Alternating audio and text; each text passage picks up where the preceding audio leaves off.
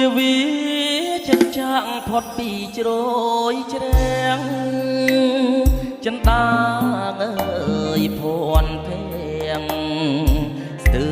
រតែស្លុតវិញ្ញា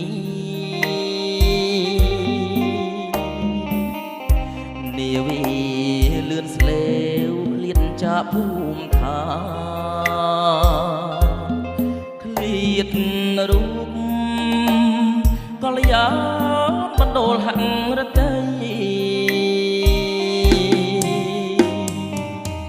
កាត់ផ្ទាំងរលកបោកបែកកាត្រែក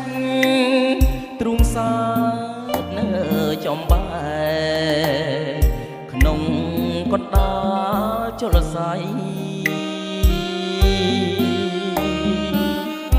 ឃើញមេឃជាប់ទឹករៀមនឹកចរណៃមិនគូនិស័យបំបែកបំណងកងខាងគុំផ្លាំងចិត្តស្រីអកងឬស្អីក៏អូនកងបងជួយនោមពាក្យស្នេហ៍ទៅប្រាប់បាក់ខ្លងខត់ស្នេហ៍ខ្ញុំផងកុំឲ្យបែកចិត្តអទឹកសមុទ្រជួយកត់ជួយចាំនាំពី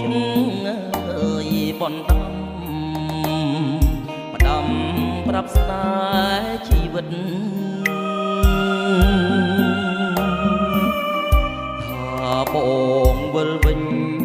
រួមស្នេហ៍រួមស្និទ្ធវិញខ្សែជីវិតយើងសា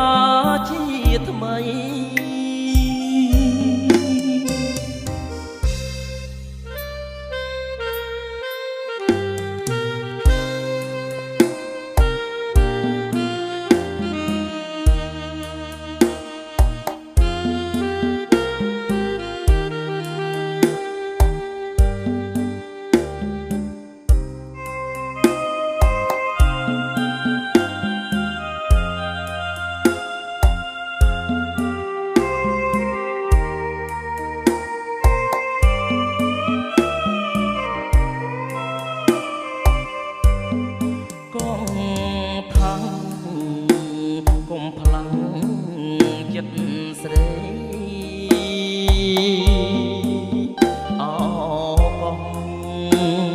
ឬស្អី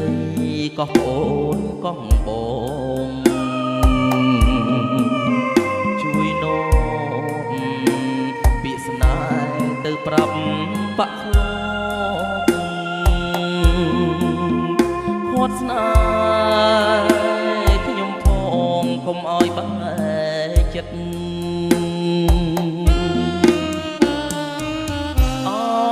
ទឹកសមុទ្រជួយកត់ជួយចាំ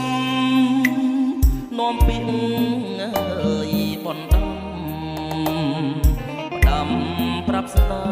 ហ៍ជីវិតថាបងវិលវិញរួមស្នេហ៍រួមស្និទ្ធវិញខ្សែជីវិតយើងសា